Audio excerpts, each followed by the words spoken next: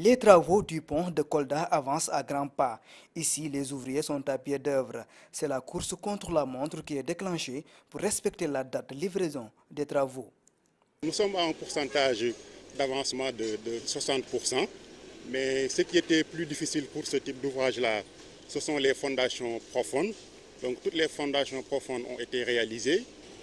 C'est vraiment un sentiment de satisfaction qui nous anime. Vous avez vu au niveau donc des différentes piles qui sont donc mises en œuvre. Sur les 4 piles, les 3 sont déjà réalisées et l'entreprise est vraiment en phase de pouvoir respecter les délais qui sont donc les délais de décembre 2014.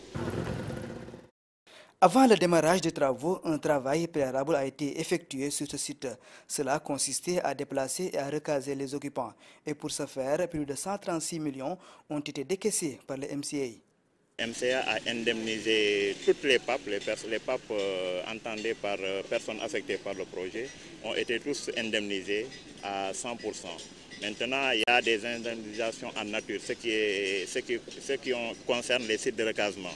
Donc les commerçants seront recasés dans leur site, les artisans dans leur site ainsi que les taxis.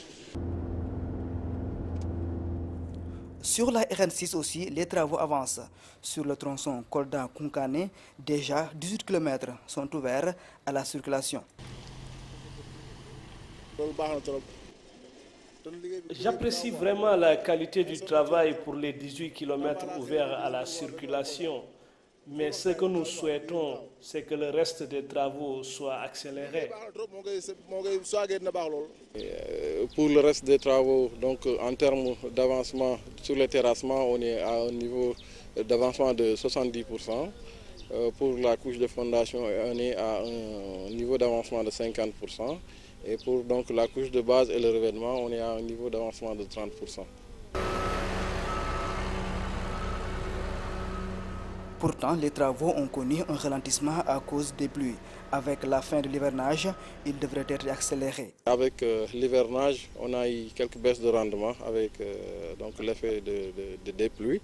Mais dès que la belle saison reprendra, Inch'Allah, on va terminer dans les délais. À un an de la fin du projet, l'évolution des travaux est jugée satisfaisante. Les entreprises devront pouvoir livrer à temps les chantiers.